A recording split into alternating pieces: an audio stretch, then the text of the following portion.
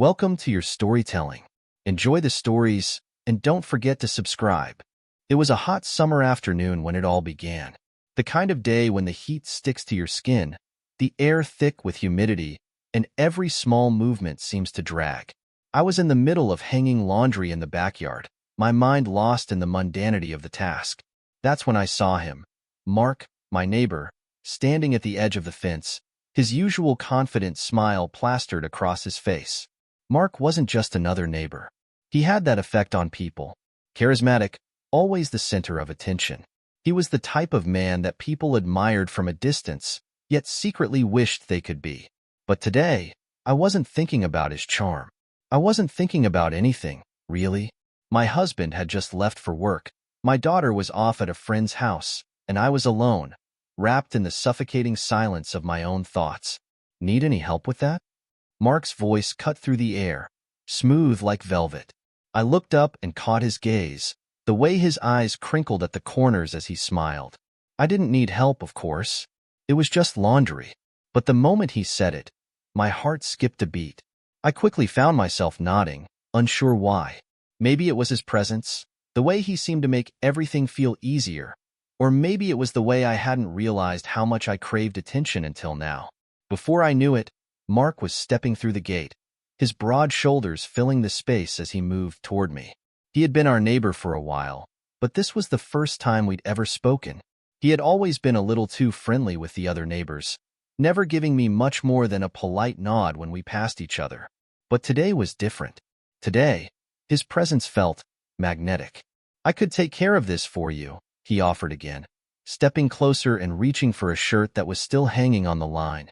His hand brushed mine as he took it down, and for a moment, the world seemed to stop.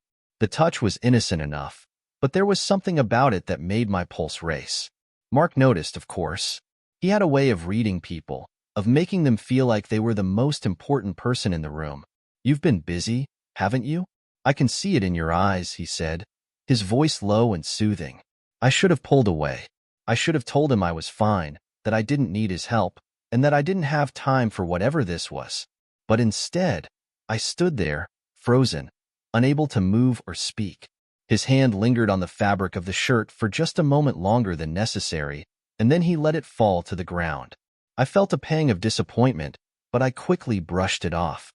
"Thank you," I said, forcing a smile, my voice barely a whisper. Mark smiled back, his lips curling into something more than just polite. It was a smile that hinted at something deeper, something dangerous. "Don't mention it," he replied, his eyes locking onto mine for a split second longer than what felt comfortable. He stood there, waiting, like he expected me to say something. But I didn't know what to say. My mind raced as I fought to regain control of my thoughts. I knew this was dangerous. I knew I should send him away, tell him I wasn't interested. But as I stood there, looking into his eyes, I felt like I was drowning. Finally, I forced myself to speak. I should probably finish up here. My husband will be home soon." Mark didn't move right away. His gaze softened, but the tension in the air thickened, a silent understanding passing between us. He could sense the unspoken words, the thoughts I couldn't voice. I knew it, and he knew it too. This wasn't just about laundry anymore. This wasn't about a neighbor offering help. This was something else. He took a step back, but not before offering one final comment. "If you ever need anything, don't hesitate to ask."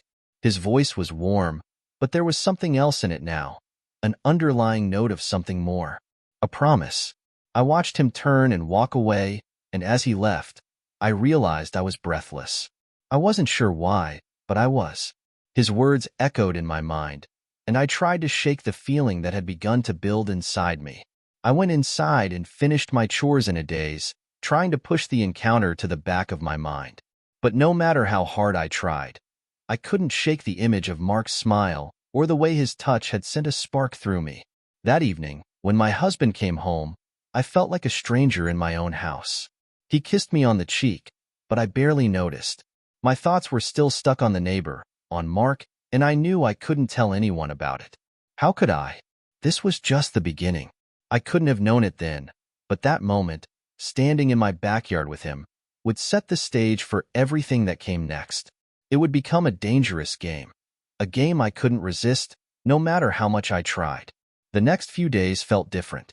My mind was clouded with thoughts of Mark. His smile lingered in my memory, his touch still fresh on my skin. I couldn't stop replaying our encounter, each moment burning itself into my brain. I hadn't meant to feel this way. This wasn't who I was. But there was something about him, something magnetic that I couldn't deny. It wasn't just that he was good-looking or charming. It was more than that. Mark had a way of making you feel like you were the only person in the world, the only one who mattered.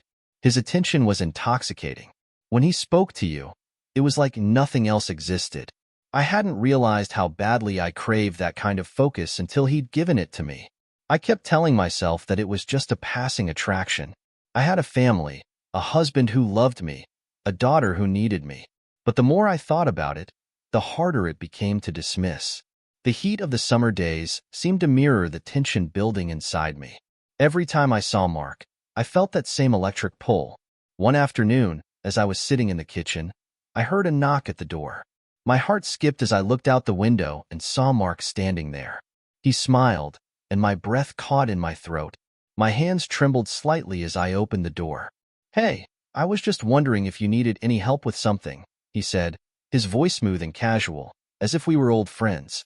I should have told him no, that everything was fine, but instead, I found myself inviting him in.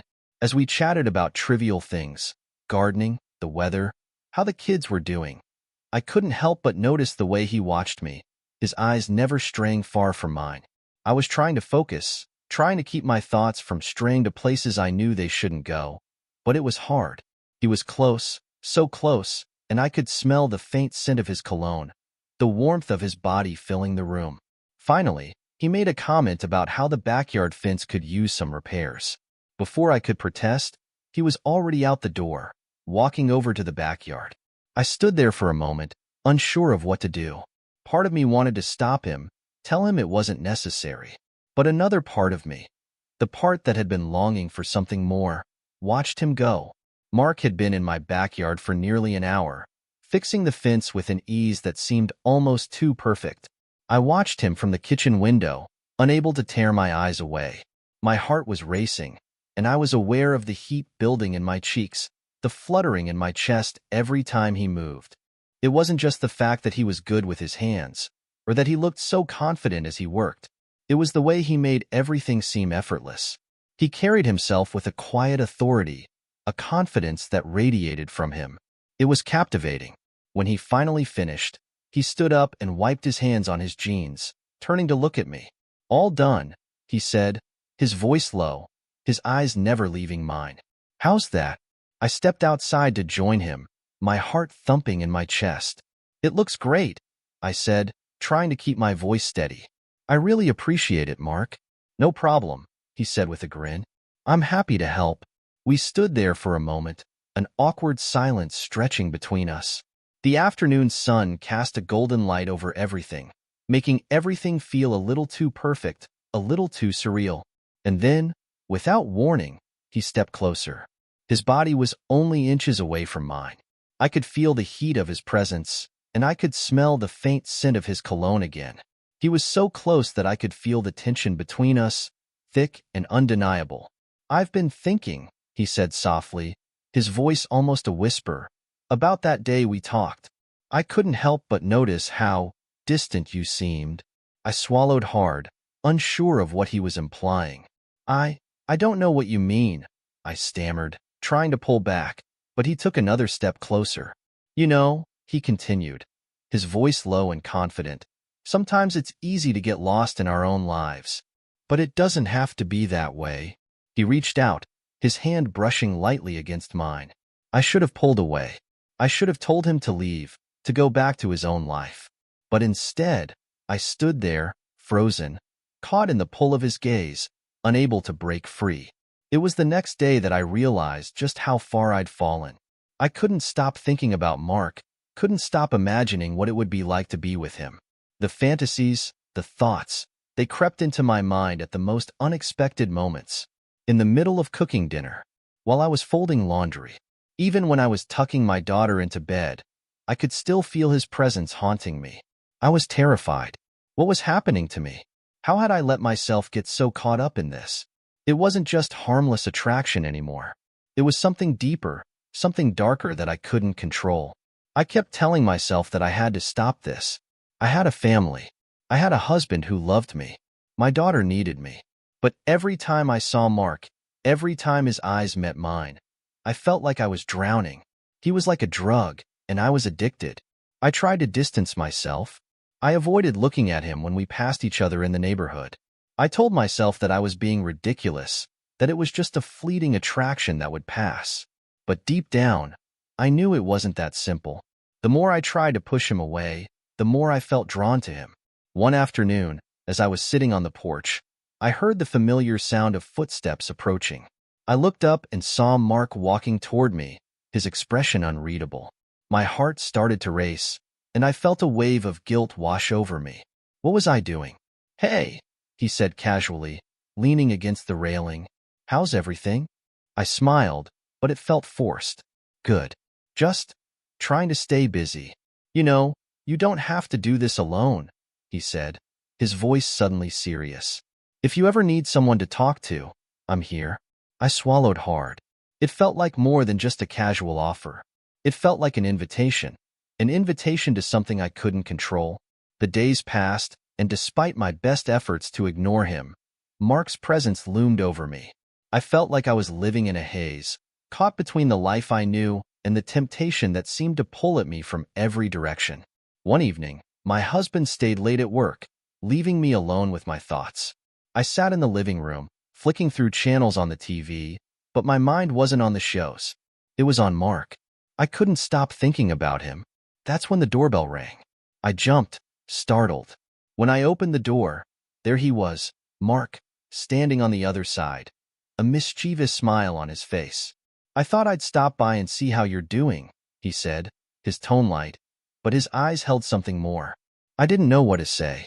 My mind was racing, and my body felt like it was moving on its own. "I'm fine," I said, even though it was a lie. He stepped closer, his presence overwhelming. "You know, you don't have to lie to me," he said softly. "I can tell when something's bothering you."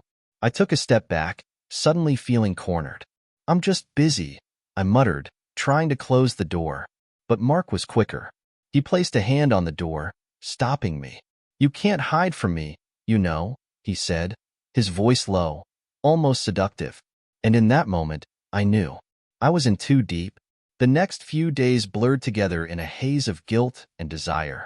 My husband continued his long hours at work, and I found myself spending more time alone with Mark. Every interaction, no matter how casual, seemed to pull me further into a whirlwind I wasn't sure I could escape. The guilt clawed at me constantly, but the pull of Mark's presence was stronger. One evening, I decided I couldn't let it continue. I had to push him away for good. I couldn't do this. I was a mother, a wife, and I had responsibilities. My family depended on me. The thought of betraying my husband, of destroying everything, terrified me. But then Mark appeared at my door again, just as I was preparing to leave for a grocery run. "Hey, I thought I'd stop by," he said with his usual grin. He seemed too comfortable, like he had every right to be there. I hesitated. "I don't think this is a good idea, Mark," I said, trying to keep my voice steady. "I've been thinking. I'm married. I have a family. I can't do this." His smile faltered for only a moment before he took a step forward. "I understand. But sometimes, life doesn't always go the way we expect it to, does it?" His tone was softer now, almost coaxing. I shook my head, trying to back away. "Please, don't. I've made up my mind." But Mark wasn't going to let me off that easily. "You're not being honest with yourself. You don't want to let this go. You want to feel something different, something exciting. You're craving it." I felt the weight of his words settle over me, but I quickly steeled myself. "You're wrong," I said firmly. "I don't want this." He took another step closer, and before I could stop him, he reached out and touched my arm lightly. "You're lying," he said softly. "You don't have to fight it anymore. I'm here." I froze. His touch was electrifying, and every instinct told me to pull away, to leave, but I couldn't move. I stood there, rooted to the spot, feeling the warmth of his hand on my skin. This wasn't a game anymore. The days that followed were a blur. I barely saw my husband, lost in my own thoughts. Mark's presence loomed over me, and I couldn't push him out of my mind. Every moment alone felt like an invitation, a test of my willpower. And I was losing. It started slowly, small moments that seemed insignificant at first. He'd pop over to the house to check in on the fence, always finding some excuse to be close. A touch here, a lingering look there. Each time, the tension grew. He knew exactly how to play me, how to make me feel special, like I was the only person in the world. One night, after my husband had fallen asleep, I found myself staring at the ceiling, thinking about Mark. His touch, his words, how he made me feel alive in a way I hadn't felt in years. I had been craving something more, something exciting, and for the first time in what felt like forever, Mark had given me that. That night, when I closed my eyes, I didn't see my husband. I saw Mark, and the line between right and wrong blurred even further. The next day, as I was putting the finishing touches on lunch, I heard a knock on the door. My heart skipped a beat as I opened it to find Mark standing there again, his smile wide, as if he hadn't just invaded my thoughts. "I brought some flowers for you," he said casually, holding out a small bouquet. "I thought you could use a little cheering up." I didn't know what to say. I hadn't asked for flowers, but there was something about his gesture that made my heart flutter. "Thank you," I said softly, taking them from his hand. "You're welcome," he replied, his voice lowering. "It's important to remember that you deserve to feel special." I stood there, frozen for a moment, unsure of what to do next. I should get back to lunch," I said, trying to push him away, but he didn't seem to notice. "I don't mind waiting," he said, stepping inside without invitation. My pulse quickened. I couldn't stop him now. The next few weeks were a tangled mess of emotions. Mark and I continued to find excuses to spend time together. Sometimes it was innocent, like helping with yard work or sharing a cup of coffee on the porch. Other times, the tension between us was palpable, and I found myself craving it, unable to resist. Each time he touched me, whether it was brushing past me or giving me a fleeting hug, I felt a rush of heat that I couldn't ignore. It wasn't just physical, it was emotional too. Mark had a way of making me feel seen, making me feel wanted, in a way that my husband had stopped doing. I couldn't help it. I was falling deeper, but as much as I tried to deny it, the guilt was building, threatening to consume me. I had crossed a line, and there was no going back. One afternoon, as I was sitting on the porch, I saw Mark walking toward my house. His gait was slow, purposeful. I knew that look in his eyes. It was the same look he had when he had touched my arm weeks ago. Unwavering, determined.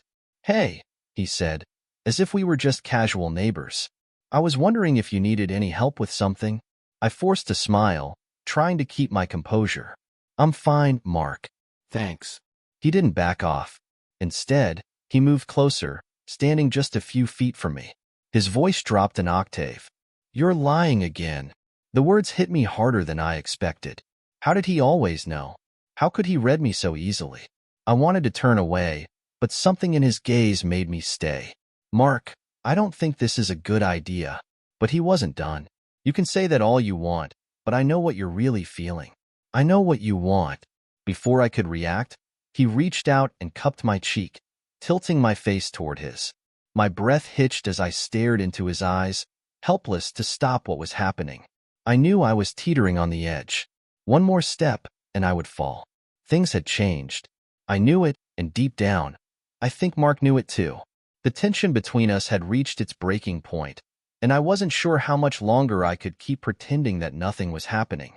Every moment I spent with him felt like a secret I couldn't share with anyone, especially not my husband. One evening, after my husband had gone to bed, I found myself standing at the window, looking out into the darkness. I could see Mark's house across the street, his porch light casting a faint glow into the night. I didn't know why, but I felt drawn to him, like a magnet. And that's when I made the decision. I needed to see him. I needed to feel the pull of his presence again. I knew it was wrong, that it would destroy everything I had worked for, but I couldn't stop myself. I grabbed my coat and quietly slipped out the back door, making my way to Mark's house. My heart raced in my chest, and my mind was a whirlwind of confusion and fear. But as I walked closer, the fear faded, replaced by an overwhelming sense of anticipation. When I knocked on his door, Mark answered almost immediately. His eyes flickered with surprise, but the moment he saw me, his expression softened. "I wasn't expecting you," he said, his voice low, almost intimate. "I couldn't stay away," I whispered, stepping inside before I could change my mind. The door closed behind me with a soft click, and for a moment, we stood there in silence. My heart hammered in my chest, every instinct screaming at me to turn around and leave, but my feet were rooted to the floor. Mark stepped closer, his presence overwhelming, filling the space between us until there was nothing left but him and me. He didn't speak at first, just watched me with an intensity that made me shiver. I could feel the air between us thickening, charged with an undeniable tension. It was as if every unspoken word hung in the balance, waiting for someone to break it.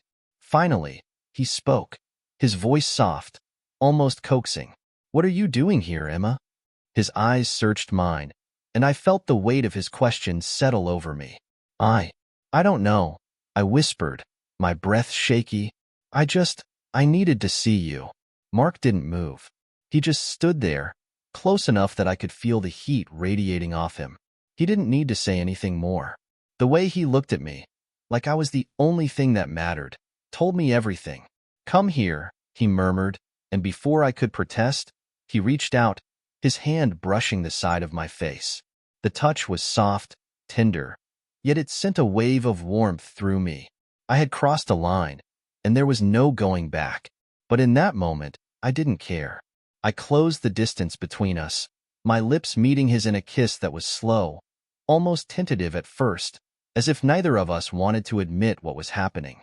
But then it deepened, and all the guilt and confusion melted away, replaced by a feeling I couldn't name. All I knew was that in his arms, I felt something I hadn't felt in so long, alive. After that night, things between Mark and I became even more complicated. The line between right and wrong blurred beyond recognition. I couldn't stop seeing him. Every stolen moment, every secret kiss, only seemed to pull me deeper into a web I couldn't untangle. I knew what I was doing was wrong. I knew that if anyone found out, it would destroy my life. But it was like I was caught in a storm, unable to escape its pull. The attraction between Mark and me was undeniable, and the way he made me feel, wanted, desired, was something I hadn't felt in years. But guilt weighed heavily on me. I couldn't stop thinking about my husband and my daughter. They didn't deserve this. My husband had no idea what was happening. He still thought I was the same woman he had married, the woman who was committed to him, to our family. And I had promised myself I would never betray him. But every time Mark touched me, all my promises seemed to slip away. I had convinced myself that I could keep everything compartmentalized, that I could have both. But deep down, I knew that wasn't true. Sooner or later, the truth would come crashing down. One evening, as I sat in the living room, lost in my thoughts, I heard the familiar sound of Mark's car pulling into the driveway. I froze. My heart raced as I glanced at the front door, torn between the desire to see him and the overwhelming guilt that was starting to consume me. I knew I should ignore him, but something inside me made me get up and walk toward the door. I opened it before I could think better of it, and there he was, standing on the other side with that same confident smile. "Hey," he said, his voice casual, but his eyes told a different story. He could sense the tension in me, I could tell. He stepped closer, and I instinctively took a step back. "I can't keep doing this, Mark," I said, my voice trembling. "I'm married. I have a family." His expression softened, and for the first time, I saw something other than desire in his eyes, something almost vulnerable. "I know, Emma. I know what you're going through," he said quietly. "But this isn't something we can just walk away from." I felt a wave of panic rise in me. I have to walk away. I have to. The next few days were agonizing. I tried to focus on my family, tried to push Mark out of my mind, but it was impossible. His words echoed in my head, and every time I saw him in passing, my heart would race. He was everywhere, and no matter how much I tried to distance myself, I couldn't stop thinking about him. I avoided him for as long as I could, making excuses to stay inside, pretending to be busy when I heard him knocking at the door. But eventually, he wore me down. One evening, as I was sitting in the living room with my daughter, I heard a light knock at the door. I knew who it was before I even opened it. My stomach tightened in anticipation, and despite every instinct telling me to stay away, I found myself walking to the door. When I opened it, Mark stood there, looking as confident as ever.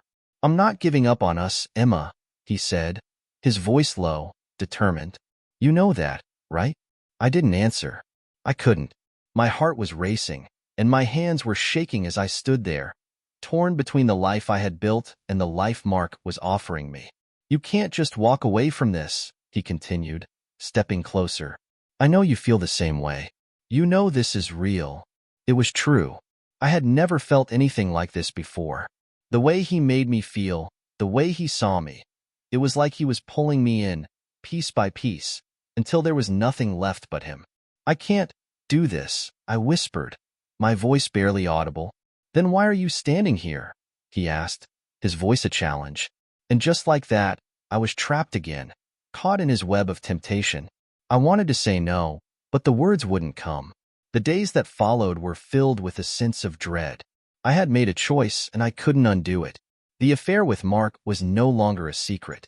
It had become something much bigger, something that threatened to unravel everything I had worked for. And yet, in the moments we spent together, I couldn't bring myself to regret it. Mark and I had grown closer. Every time I saw him, the distance between us seemed to shrink until there was nothing left but the heat, the desire, the undeniable connection between us. I couldn't remember a time when I had felt more alive, more seen. But with that came the weight of the consequences, the guilt that gnawed at me, the fear that I was about to lose everything. One afternoon, as I was walking to the kitchen, I heard the sound of my husband's car pulling into the driveway. My stomach dropped. I had been so consumed with Mark that I had lost track of time, and now I was faced with the reality of what I had done. I hurriedly placed the cup I was holding on the counter and glanced at the front door, panic rising within me. What was I doing? How had I let things get this far? The sound of my husband's car door slamming outside jolted me back to reality. My pulse quickened, and for a moment, I stood frozen in the kitchen. The weight of my actions hit me all at once, and I couldn't breathe. How had I let things go this far? My husband, the man who trusted me, was about to walk through that door, completely unaware of the chaos I had caused in my life. I quickly wiped my hands on a dish towel and tried to compose myself, but nothing seemed right. I felt like a stranger in my own home. The guilt gnawed at me relentlessly, but I couldn't shake the pull of what I had with Mark. I heard the door open, followed by my husband's familiar voice. "Hey babe, I'm home." I swallowed hard, forcing a smile as I walked into the living room. "Hi, honey. How was work?" He kissed me on the cheek, and for a split second, I felt a pang of remorse. He had no idea. No idea that I had been slipping away, that I had been cheating on him, betraying everything we had built. "It was fine," he said, smiling. "I'm glad to be home. What's for dinner?" I smiled weakly. "Just some pasta. Nothing fancy." As I turned to head back to the kitchen, I couldn't help but feel a crushing sense of regret. How could I live like this? But at the same time, the thought of never seeing Mark again seemed impossible. The two worlds I had created, my family and the affair, were colliding, and I didn't know how much longer I could keep them separate. That night, after my husband had gone to bed, I lay awake in the dark, staring at the ceiling. The room was silent, but my mind was anything but. The guilt was suffocating, and the reality of what I was doing began to hit me harder than ever. I was betraying my family, my husband, and worse, myself. I knew that the longer I allowed this affair with Mark to continue, the more I was hurting the people I loved. But the thought of ending it was terrifying. I couldn't deny that Mark had become a part of me, a part one didn't want to let go of. And I couldn't shake the feeling that, in some way, I was falling deeper into a dangerous game that had no clear end. The phone in my pocket buzzed, and my heart skipped a beat. It was a message from Mark. I opened it, almost afraid of what it might say, but my curiosity won out. "I miss you." Can we talk? I need to see you. I felt my pulse race. I wanted to tell him no, to cut ties completely, but something stopped me. A part of me wanted to see him, wanted to feel his presence again. And so, without thinking, I typed a reply. Okay, I'll see you tomorrow. It was as though I had signed my fate with that simple message. I was already deep in this mess, and I wasn't sure how to get out. The next day, I found myself standing in front of Mark's house, my heart pounding in my chest. The decision to meet him again seemed almost like an out-of-body experience. I couldn't believe I was doing this, but the pull was irresistible. I knocked on his door, and within seconds, he was there, looking as if he had been waiting for me. His eyes sparkled with something I couldn't quite place. Hope, desire, maybe even desperation. "Emma," he said softly, his voice almost a whisper as he stepped aside to let me in. "I'm glad you came." I nodded, trying to keep my composure. "I shouldn't be here," I said, almost to myself. "You are exactly where you need to be," Mark said, closing the door behind me. His gaze was unwavering, and I felt a shiver run down my spine. He reached out to touch my arm, and for a moment, I couldn't move. "I've been thinking about you," he said, his voice low and serious. "About us. I can't stop thinking about what we've shared." My breath caught in my throat. It was impossible to ignore the weight of his words. The things we'd shared were more than just physical. They were emotional, they were real, and they had changed me. I didn't know how to untangle the mess I had made of my life, but in that moment, all I could think about was how good it felt to be with him. "I don't know what I'm doing anymore," I whispered, my voice breaking. "I'm so lost." Mark reached out, pulling me into an embrace. "You don't have to know. I'm here. We'll figure it out together." As his arms wrapped around me, I realized that I had crossed a line. There was no going back from this. I was trapped in a web of my own making, and Mark was the spider I couldn't escape. The days that followed were a blur of emotions and confusion. I was constantly torn between the two worlds I was living in. At home, I was a wife and mother, trying to maintain a sense of normalcy for my family. But when I was with Mark, everything felt different, exciting, dangerous, and utterly consuming. I couldn't deny the way he made me feel. He saw me in a way my husband didn't anymore. With him, I didn't feel invisible. I felt alive. But with that came an ever-growing sense of guilt. I was lying to the person who trusted me the most. My husband, who had no idea what was happening, was completely unaware of the betrayal that was unfolding right under his nose. And my daughter, she had no idea what was going on, and I hated myself for the example I was setting for her. One afternoon, as I sat in the living room, my phone buzzed. It was a message from Mark. My heart skipped a beat as I opened it. "I need to see you again. Tonight." I stared at the message, my pulse racing.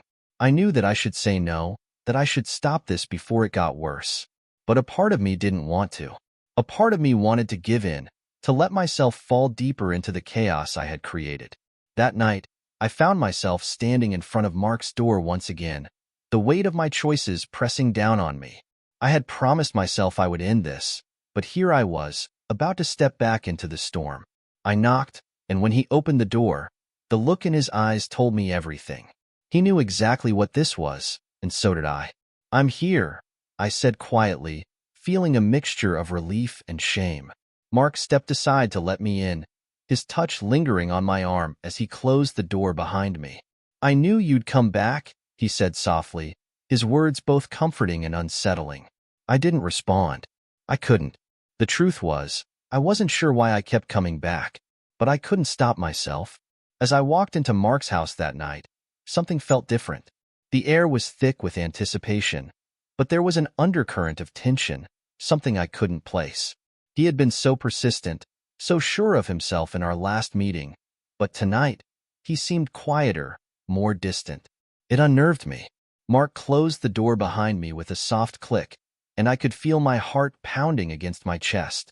The space between us seemed bigger now, as if the weight of what I was doing was finally sinking in. For the first time, I questioned if I could keep this up. "You've been quiet," he said, breaking the silence. His voice was softer than usual, almost tentative. "I'm just thinking," I replied, forcing myself to meet his gaze. "About everything," Mark nodded slowly, his expression unreadable. I know you're conflicted, Emma. I get it. But it's real. You feel it too, don't you? I hesitated before answering. My mind screamed at me to walk away, to end it right then and there. But my body, my heart, was telling me something different. I couldn't ignore it, no matter how wrong I knew it was. I don't know anymore, I whispered, almost afraid to say the words aloud. I don't know if I'm strong enough to walk away from this. Mark stepped closer, his presence overwhelming as he cupped my face in his hands. You don't have to walk away. You don't have to decide anything tonight. Just be with me for now. I closed my eyes, unable to pull away from his touch. My body betrayed me, drawn to him in a way I couldn't control. But somewhere deep down, I knew this was only leading to more pain, more heartache. I didn't sleep that night. I couldn't. My thoughts were in chaos, a whirlwind of guilt and desire. How had I gotten here? How had I allowed myself to fall so far? I could feel the pull of Mark, but the guilt was suffocating. Every time I closed my eyes, I saw my husband's face, the man I had sworn to love and cherish, and I felt a stab of shame. The next day, I kept myself busy, throwing myself into household chores to avoid facing the reality of my situation. But no matter how hard I tried, my mind kept drifting back to Mark, to the way he made me feel, the way he looked at me like I was the only woman in the world. It was intoxicating, but it was also dangerous. I had promised myself I would stop, but every time I saw him, every time I heard his voice, I couldn't resist. My heart raced as I grabbed my phone, typing out a message without even thinking. I need to see you again tonight. The moment I hit send, I regretted it. I knew what I was doing, and I knew the consequences. But the pull was stronger than ever, and I couldn't ignore it. That night, I was back at Mark's house, standing at his door, heart pounding in my chest. The familiar sense of guilt washed over me, but it was overshadowed by something else, something deeper. As soon as he opened the door, I was pulled into his embrace, the familiar feeling of his arms around me both comforting and terrifying. Emma, he murmured, his voice low and heated. I knew you'd come. I didn't answer. I couldn't. The words were trapped in my throat. I didn't know how to explain myself to him, to my family, to myself. Everything was spinning out of control, and I was powerless to stop it. Mark pulled back slightly, his gaze searching mine. You're here now, he said softly. You don't have to fight this anymore. I wanted to say no, to stop this madness, but when I looked at him, all I could see was the man I had been falling for. The man who made me feel alive. The man who had made me forget everything else. For a moment, I forgot the consequences, forgot the world outside of this room. Before I knew it, his lips were on mine, and I was lost in the kiss. The weight of everything, the guilt, the fear, melted away. All that mattered was this moment, this connection.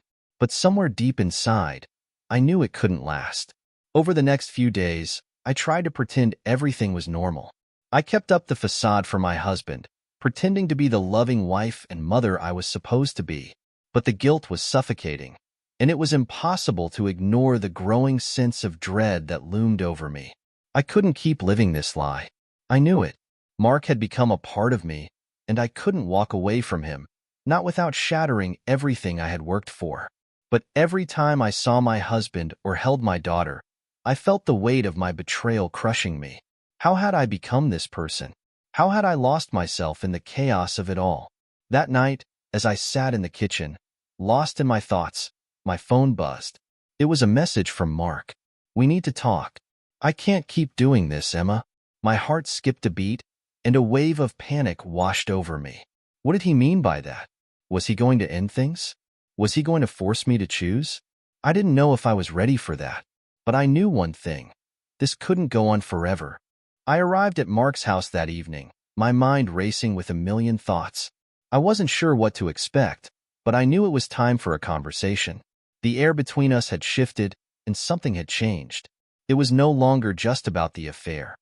It was about our feelings for each other, and the reality of what would happen if we couldn't stop. Mark was waiting for me when I walked in, his expression serious. Emma, he said softly, we need to talk about what comes next. I nodded, trying to steady my breath. I know, I whispered. I know it's getting out of control. He took a step closer, his voice low and intense. We can't keep pretending this is just a fling. I care about you, Emma, more than I should. My heart pounded in my chest. I had known this, of course. I had felt it too, but hearing him say it out loud made everything more real. I care about you too, I said, my voice barely above a whisper. But I don't know how to fix this.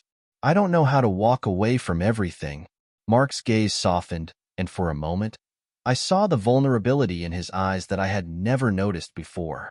I don't want to make you choose, Emma, but you have to decide if you want to be with me, or if you want to keep living this lie. I took a deep breath. The decision seemed impossible, but deep down, I knew I couldn't keep living in this turmoil. Something had to give. I stood there, frozen, staring at Mark as his words hung in the air. The weight of the decision he was asking me to make felt unbearable. Could I really leave everything behind for him? Could I throw away my marriage, my family, all for the fleeting thrill of this affair? I don't know what to do, I whispered, the words escaping before I could stop them. Mark stepped closer, his hand gently brushing against mine. I'm not asking you to do anything you're not ready for. I just need to know where you stand. I swallowed hard, trying to calm the storm of emotions inside me. This wasn't just about me anymore. There were people involved, people I loved. My family, my daughter. I couldn't just pretend like they didn't matter. But then there was Mark. He made me feel alive in ways I hadn't felt in years. He was the escape I'd been seeking, and the truth was, I didn't know if I could walk away from that. I'm so confused, I said, my voice trembling. I don't want to hurt anyone, but I don't know if I can stop seeing you. Mark's eyes softened, and he took my hand in both of his. You don't have to make a decision right now. Just know that whatever you choose, I'm here. I nodded, but deep down, I knew that the longer I stayed in this tangled web, the more impossible it would be to untangle myself. The following days were filled with tension, both at home and in my head. I couldn't stop thinking about what Mark had said, about the choice I had to make. My husband, oblivious to everything, went about his days as if nothing was wrong. It felt like a cruel joke. I was living two lives, and neither of them felt real anymore. My thoughts were a constant swirl of guilt and desire, and no matter how hard I tried, I couldn't seem to break free. Every time I saw Mark, every time he touched me, I felt something that I couldn't explain. But every time I looked at my family, I felt the sting of betrayal. That night, as I sat in the living room, my daughter came to sit beside me. She looked up at me, her face full of concern. Mom, are you okay? You've seemed different lately. I forced a smile, brushing a lock of hair behind her ear. I'm fine, sweetheart. Just a little tired. But she wasn't convinced. You can tell me if something's wrong, you know? I'm here for you. I felt a lump form in my throat. The guilt I had been carrying for weeks threatened to consume me in that moment. How could I be this person? How could I let my family down like this? I'm just figuring some things out, I said softly. But I promise you, I'm okay. She smiled, but the worry in her eyes lingered. As she walked away, I couldn't help but feel like the worst mother in the world. That night, I went to see Mark again. But this time, something was different. The weight of everything was too much to bear. I couldn't live with myself anymore, living this lie and hurting the people I loved. I had made a mess of everything, and I needed to make a choice. Mark opened the door and immediately pulled me into an embrace. I've been waiting for you, he said, his voice soothing but filled with an intensity one couldn't ignore. But I pulled back slightly, stepping away from him. We need to talk, I said, my voice shaking. I can't keep doing this. I can't keep hurting my family like this. Mark's face fell, and I saw a flash of disappointment in his eyes. You don't want to be with me anymore? I shook my head, my throat tightening. It's not that. I don't know what I want anymore. I've been lying to everyone, and I can't do it anymore. I have to fix things at home. I have to stop this. Mark stood there, silently, for what felt like an eternity. I could see the struggle in his eyes, but I knew what I had to do. This affair was over. I'm sorry, I whispered, my voice breaking. I can't be with you. Mark nodded slowly, his expression unreadable.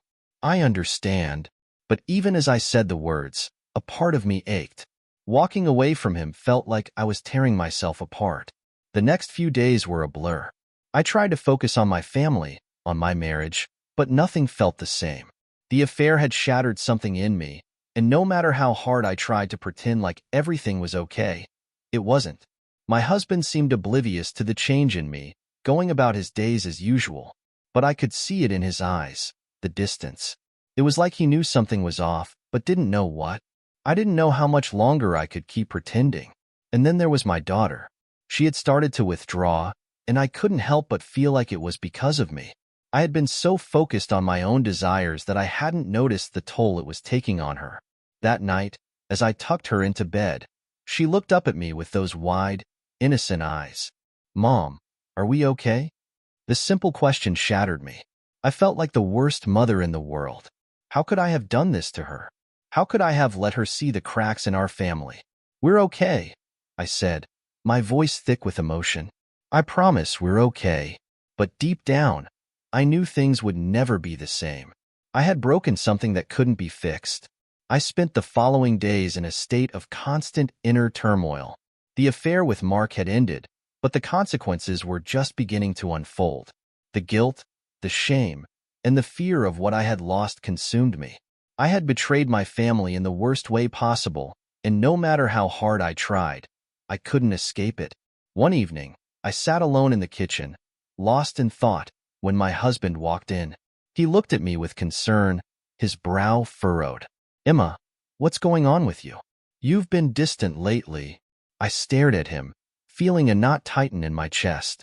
How could I tell him the truth? How could I explain everything I had done?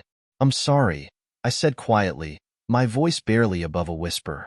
I've been struggling with some things, but I'm here now. I'm trying to fix it. He sighed and walked over to me, taking my hand. I don't know what's going on, Emma, but I'm here for you. We'll figure it out together. But deep down, I knew I had already lost something that couldn't be fixed. The distance between us had already grown too wide. Days turned into weeks, and I felt like I was suffocating under the weight of my own guilt. I couldn't look at my husband without feeling like a stranger, and every time I saw my daughter, I felt like I was failing her. The truth had been buried so deep, but it was beginning to show in everything I did. My smile felt forced, my words hollow. I had tried to move on, to bury what had happened with Mark, but the feelings were still there. I missed him. That ache in my chest wouldn't go away. But as much as I wanted to be with him, I knew it was impossible. I had made my choice. I had chosen my family, or at least I was trying to convince myself that I had. Then one evening, just when I thought I had everything under control, Mark showed up at my door. I froze as I saw him standing there, looking at me with those familiar eyes. It felt like a lifetime since I had last seen him, but everything came rushing back in an instant. I need to talk to you, he said, his voice soft but urgent. I stood there, torn between wanting to run and wanting to throw myself into his arms. But I couldn't. Not anymore. Mark, I can't. I've made my decision, I said, my voice shaking. I'm sorry, but I can't do this anymore. He nodded, but I could see the hurt in his eyes. I just wanted to make sure you knew that I'll always be here, Emma. You're not alone in this. I closed the door quietly, feeling the weight of his words settling heavily on my chest. I had made my choice, but it felt like I had lost something irretrievable. In the days that followed, I threw myself into family life as best as I could. I did the laundry, cooked dinner, and tried to be the wife and mother my family deserved. But I could feel the cracks deep within me, threatening to widen with each passing day. I had betrayed my family, and I couldn't take it back. My husband noticed the distance, the silence that had replaced the warmth we once shared. He tried to reach out, to make things better, but every touch felt like a reminder of the lie I was living. Every time he kissed me, I couldn't shake the memory of Mark's touch. I started to withdraw further into myself, unable to face the reality of what I had done. But I couldn't avoid it forever. The guilt gnawed at me constantly, and no matter how hard I tried to push it away, it always came back. One afternoon, my daughter came to me, her face serious as she spoke. Mom, are you okay? You don't seem like yourself lately. I forced a smile, brushing a lock of hair behind her ear. I'm just tired, sweetie. Everything's fine. But I could see the worry in her eyes, and it broke my heart. I was failing her in ways I couldn't even begin to understand. She deserved better than this. It was late one evening when I received an unexpected text from Mark. The message was short, just a few words, but they hit me harder than anything else had in weeks. I'm with your daughter. My heart stopped. My stomach dropped. What did he mean? Was this some kind of cruel joke? I quickly tried to call him, but he didn't answer. Panic set in, and I rushed to my daughter's room, only to find her sitting on her bed, texting on her phone. Mom? She asked, looking up in surprise when I entered. What's wrong? I stood there, frozen, trying to form words, but nothing came out. My mind was racing. Could Mark really be with her? Why would he do that? What was he trying to accomplish? Who are you texting? I asked, my voice shaking. She looked at me, confused. It's just a friend, Mom. I could feel my pulse racing. Something wasn't right. I had to know what was going on. I sat down beside her, my hands trembling. Sweetheart, tell me the truth. Are you seeing someone? Is it him? I couldn't bring myself to say Mark's name, but she knew who I meant. Her face paled as she looked at me. Mom? No. I swear, I'm not seeing anyone. But I couldn't shake the feeling that something was wrong. Why had Mark sent me that message? What was he trying to say? The next day, I couldn't focus on anything. The thought of Mark and my daughter consumed me. What if he had lied? What if he was really seeing her? The possibility of it made my stomach turn. I had never been more terrified of the consequences of my actions. Had I driven him to this? Was he seeking revenge for everything that had happened? I tried to talk to my daughter, to understand what was going on, but she shut me out. She was quiet, distant, and I couldn't figure out why. Had I made a mistake in questioning her? Or was there something more to it than I realized?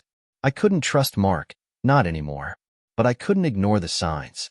Something was happening, and I needed to figure out what it was before it was too late. My world seemed to be unraveling at an alarming rate. Every time I turned around, it felt like another piece of my carefully constructed life was slipping away. The guilt, the fear, the confusion. It was all too much. And then there was Mark, still lurking in the shadows, trying to find a way to get to me through my daughter. I needed to confront him. I had to get to the bottom of this. I couldn't let him destroy what little was left of my family. That evening, I drove to his house. I didn't know what I was going to say, but I knew I couldn't keep avoiding the truth. Mark answered the door, and the look in his eyes told me everything I needed to know. There was no hiding anymore. I need to know what's going on, I said, my voice trembling. Why did you text me that? Are you involved with my daughter? Mark sighed, his face softening. Emma, I'm not trying to hurt you, but I can't pretend like this doesn't matter. Your daughter, she's grown up, and I've been talking to her. I can't deny that I care about her. I stood there, stunned, as the weight of his words sank in.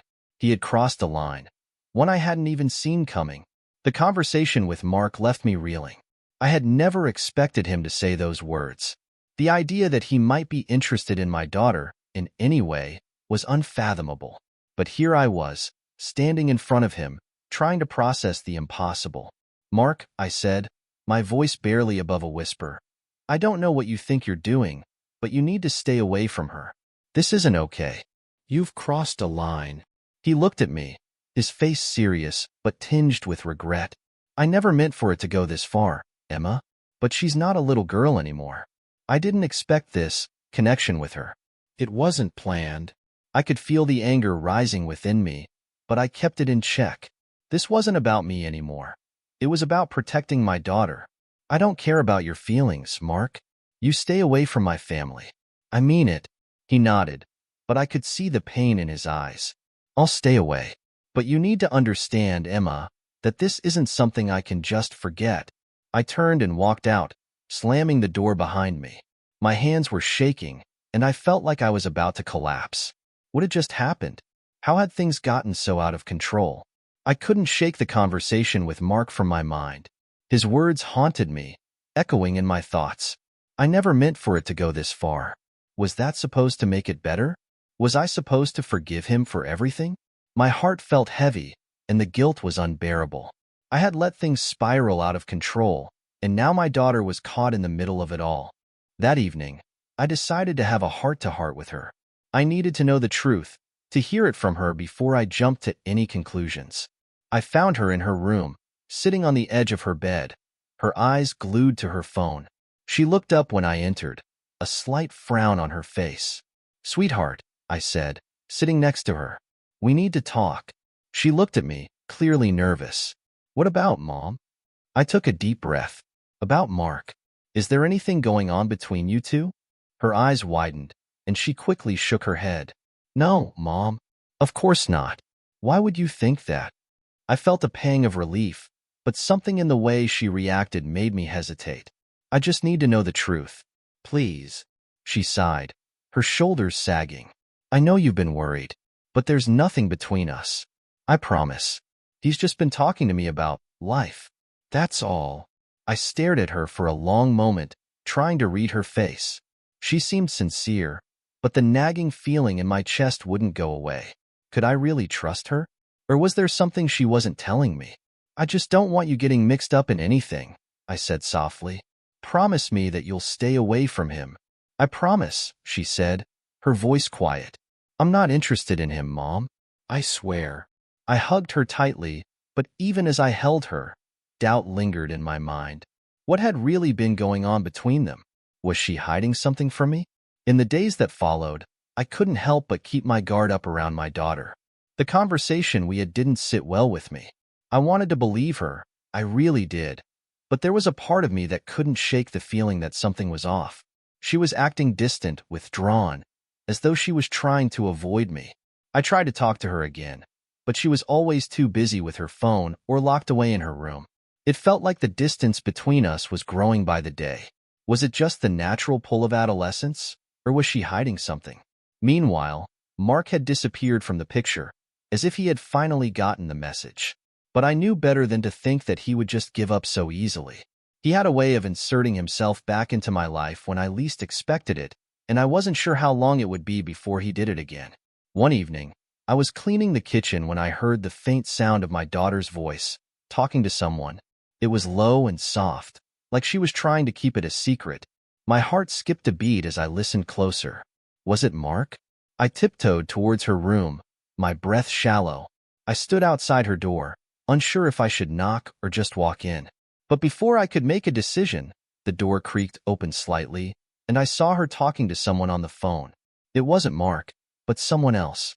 A boy, maybe. Someone I didn't recognize.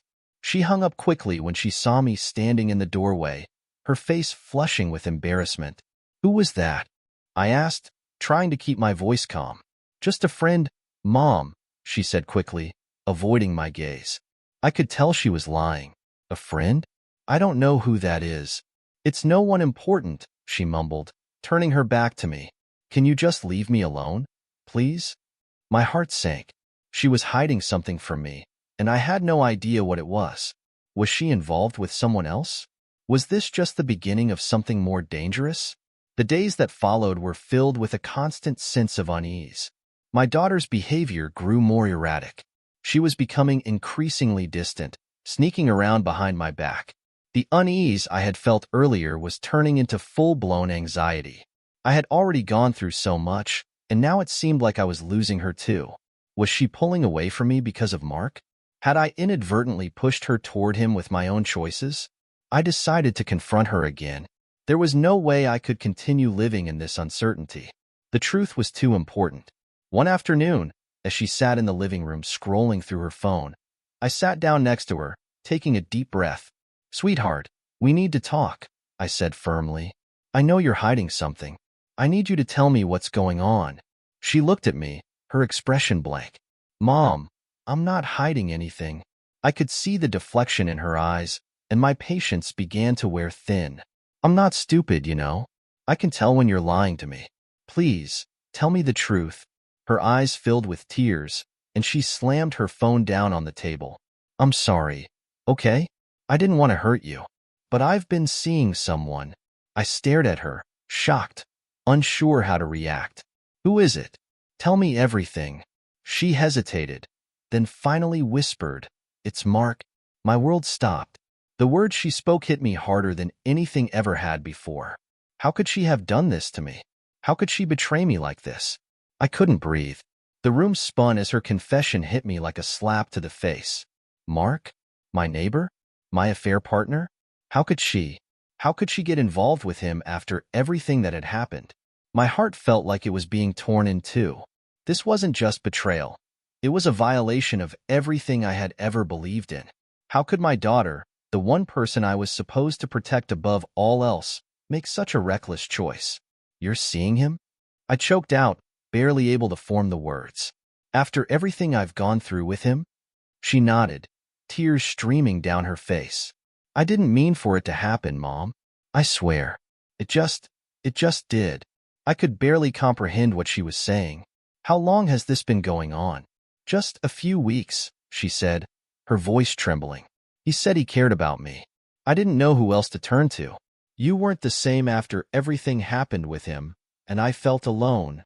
My chest tightened as the full weight of her words sank in. She had felt abandoned, neglected, and she had turned to him for comfort. And now, everything was falling apart. I stared at my daughter, unable to process what she had just told me. Mark, the man I had betrayed my husband for, was now involved with my daughter.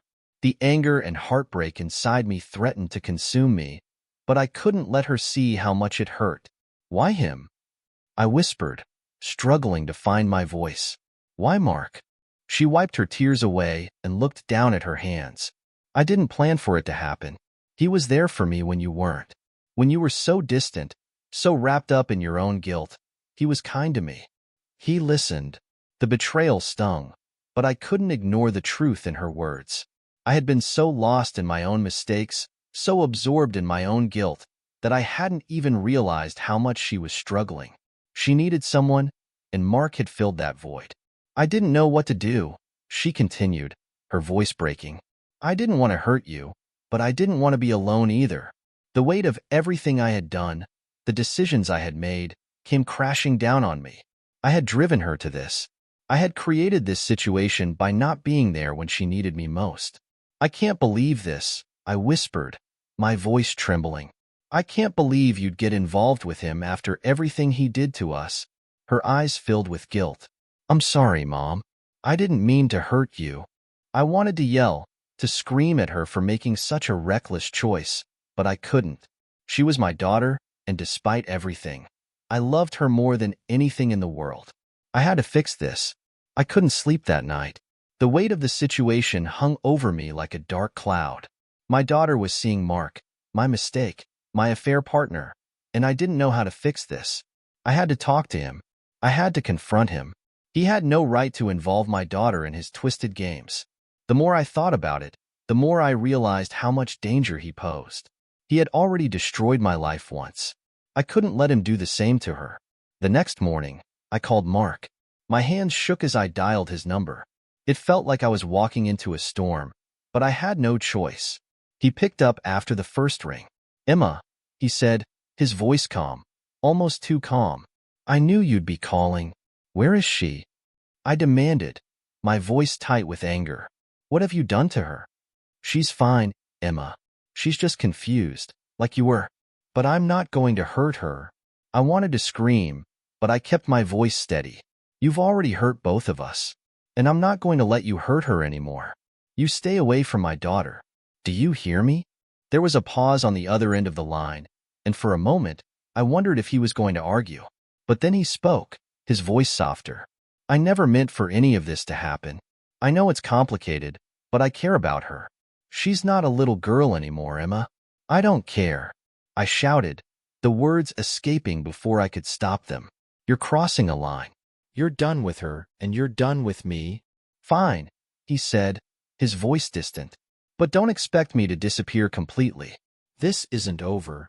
The line went dead, and I felt a sickening chill settle in my stomach. He wasn't done. Not by a long shot. In the days that followed, things grew tense in our house. My daughter and I barely spoke. She spent most of her time in her room, avoiding me, while I wrestled with the anger and betrayal I felt. I knew I had to fix this, but I didn't know how. I couldn't force her to stop seeing Mark. I couldn't make her forget what had happened. But I had to make sure she understood the consequences of her actions, that she wasn't just hurting me. She was hurting herself, too. One evening, after dinner, I sat her down in the living room. She looked at me, her eyes red from crying, and I could see how lost she felt. "Sweetheart," I said gently, trying to keep my voice calm, "you have to stop seeing him. He's not good for you. You don't need him. You're so much better than this." She shook her head, tears welling up in her eyes. "But, Mom, I need him. I can't go back to feeling alone. I can't go back to how things were before." I felt my chest tighten. I had failed her in so many ways. She needed me, and I had failed her. "I know you're hurting, but this isn't the answer. He's dangerous, sweetheart. You can't keep going down this path." She looked at me with a mix of anger and sadness. "You don't understand, Mom. You don't get it." I did understand, though. I knew what it felt like to be lost, to feel like no one was there for you. But I also knew that getting involved with Mark was a mistake, one she couldn't undo. "Please," I whispered, "don't make the same mistake I did." She wiped her tears away and stood up, heading for her room without another word. I could feel the walls between us growing higher, but I wasn't going to give up. I had to find a way to make her see that she deserved better than him. I spent the next few days walking a fine line between trying to keep my daughter safe and respecting her autonomy. She was an adult now, or at least, she thought she was. But the decisions she was making felt like they were sending her down a dangerous path, one that I couldn't follow. Mark had kept his distance, but I knew it wouldn't be long before he tried to insert himself back into our lives. He was persistent, manipulative, and I had no doubt that he was trying to find a way back into her life, just as he had with mine. I decided to take action. I couldn't keep waiting for him to make the next move. It was time to confront him again, and this time, I was going to make sure he understood just how serious I was. I didn't know exactly what I was going to say, but I knew I couldn't let him keep playing games with my family. He had done enough damage already. The next day, I drove to Mark's house. I wasn't sure if he was even home, but I couldn't wait any longer. I had to do something before it was too late. I parked in front of his house and walked up to the door, my heart pounding in my chest. When he answered, his expression was a mixture of surprise and resignation. "Emma," he said, stepping aside to let me in. "I figured you'd be here soon. I didn't waste any time." "You need to stay away from my daughter," I said, my voice firm. "This is not okay. I don't care what kind of connection you think you have with her. It's over." Mark looked at me, a slight smirk playing at the corner of his mouth. "You really think you can control everything, don't you? You think I'll just walk away and forget about her?" "I don't care what you think," I said, my anger rising. "You've hurt me enough, and now you're going to hurt her, too? That's where I draw the line. I will do whatever it takes to make sure you stay out of our lives." Mark stepped back, his face hardening. "You can't control me, Emma, and you certainly can't control her." I didn't back down. "Watch me." The confrontation with Mark had left me feeling uneasy, but I knew it was necessary. I couldn't let him control our lives anymore. I was doing this for my daughter, even if she didn't fully understand it yet. The guilt weighed heavily on me, but deep down, I knew I was doing the right thing. After I left his house, I couldn't stop thinking about the way he had looked at me, almost as if he were daring me to try and stop him. I had made it clear to him that I wasn't afraid, but I wasn't sure if I truly meant it. He had a way of getting under my skin, of making me doubt myself, but I couldn't let him win. Not this time. My daughter deserved better, and I had to be the one to protect her. That evening, I tried to reach her again. She wasn't responding to my texts or calls, and when I went to her room, she was locked inside. It was like she was shutting me out more and more with every passing day. I stood in front of her door, my hand resting on the doorknob. I didn't know if she would even listen to me anymore, but I had to try. "Sweetheart," I called through the door, my voice soft. "Please, just talk to me." There was no answer, but I knew she was in there. I could hear the faint rustling of her moving around inside. I took a deep breath, gathering my thoughts before speaking again. "I'm not mad at you. I just want to help. You're not alone in this." Still, silence. I had no idea how much longer I could keep this up. The tension between my daughter and me felt suffocating.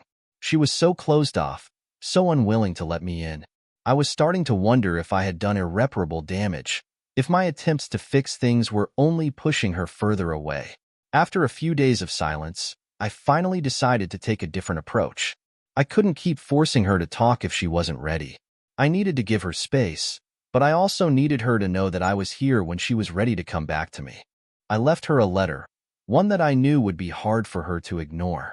It wasn't a long letter, but it came straight from my heart. I told her how much I loved her, how sorry I was for everything that had happened, and how much I wanted her to be safe. I told her I didn't understand her choices, but I wanted to try to understand her. The next morning, I found the letter on the kitchen table, crumpled up and tossed aside. It felt like a punch to the gut. Was it too late? Had I waited too long to fix things? I sank into the couch, my head in my hands, trying to make sense of everything. I had no control over her choices, but I couldn't just give up. I had to keep trying. As the days passed, I began to see subtle changes. My daughter started to open up again, just a little. She began to spend more time in the kitchen, sitting across from me at the table, though she rarely said anything. It was progress, but it felt fragile, like the thread holding us together might snap at any moment. One evening, as we sat together in silence, I finally broke the tension. "Can we talk?" I asked quietly, my voice barely above a whisper. She looked up at me, her eyes tired but softening. "What about, Mom?" "About everything," I said, my throat tight. "I know I've made mistakes. I know I haven't been the mother you needed me to be, and I'm sorry for that. But I want you to know that I'll do whatever it takes to fix this. I just need you to let me in. Please." She didn't say anything for a long moment, but then she slowly nodded. "I don't know how to fix this, Mom. I don't even know where to start." "I know," I said, my voice breaking, "but we'll figure it out together. I'm here. Always." It wasn't much, but it was a start. It was a glimmer of hope that maybe, just maybe, we could repair the damage I had done. The days that followed felt like a slow, painful healing process. My daughter still wasn't completely open with me, but she was beginning to trust me again, bit by bit. I could see the wariness in her eyes, the walls she had built up, but there were moments, small, fleeting moments, where she would let her guard down. I spent more time with her, taking her out to lunch or watching movies together in the evenings. It was awkward at first, but the more time we spent together, the more natural it felt. I knew that I couldn't erase the past, but I was trying my best to make up for it. One afternoon, she surprised me. As we sat at the kitchen table, she looked at me, her expression serious. "I ended things with Mark," she said quietly. "I didn't know what to say at first. I wasn't sure if I should be relieved or angry." "You did." She nodded.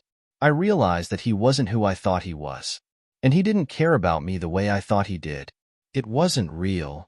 I felt a wave of relief wash over me, but at the same time, I knew that the damage had already been done. She had already been through so much, and it was going to take time for her to heal. "I'm proud of you," I said softly. "It's not easy to walk away from someone you care about, but you made the right choice." She smiled, though it was small and uncertain. "I hope so." It wasn't over yet. I knew that. The healing process was going to take time, and there were still so many things left unsaid between my daughter and me. But at least we were making progress. I could see the light at the end of the tunnel, and for the first time in a long while, I felt like maybe we could fix this. I had been avoiding Mark, but I knew it wouldn't be long before he tried to re-enter our lives. He couldn't just let go. He had a way of worming his way back into people's lives, and I was terrified of what might happen if he did. That evening, I sat down and wrote another letter, this time to him. It wasn't about anger or blame. It was about setting boundaries. I needed to make it clear that he was not welcome in our lives anymore, that he had no place in our family. I wasn't sure if he would listen, but I had to try. I had to protect my daughter from him, no matter what it took. The next day, I sent the letter to Mark. I didn't expect much, but I couldn't just sit by and let him continue his manipulation. I had drawn the line, and now it was time to make sure he knew it. The letter was simple, direct, and firm. "This is it. You have no place in my life or my daughter's life anymore. You've hurt us both enough. I'm done. I waited for his response, but the days passed with no word from him. Part of me wondered if he was plotting something behind the scenes, but I couldn't let fear control me. I had made my decision. I had made my stand. My daughter and I spent the next few weeks rebuilding our relationship. She was still hesitant, still unsure of where we stood, but she was starting to trust me again. It wasn't easy, and there were still moments of silence, moments where the pain between us felt almost insurmountable, but we were trying, and that was all that mattered.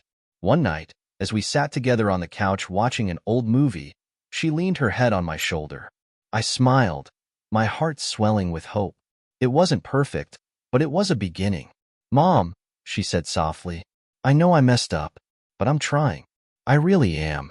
I kissed the top of her head, holding her close. "I know, sweetheart. We're both trying, and that's all we can do." The months that followed were a blur of small victories and setbacks. My daughter continued to grow, learning from her mistakes and slowly healing from the chaos that had clouded our lives.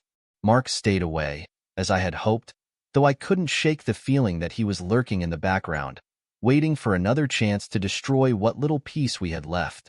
But I refused to let him back into our lives. I refused to let him take any more from us. My daughter and I had made it through the storm, and we were finally finding our way back to each other. It wasn't perfect. It would never be perfect, but it was enough. We were enough. I'd learned that sometimes the hardest battles are the ones we fight within ourselves. And in the end, it was love, the kind of love that withstands even the worst mistakes, that would guide us through. As I sat on the porch one evening, watching the sun set over the horizon, I knew that no matter what came next, I had done everything I could to protect my daughter, and in doing so, I had finally started to heal my own heart.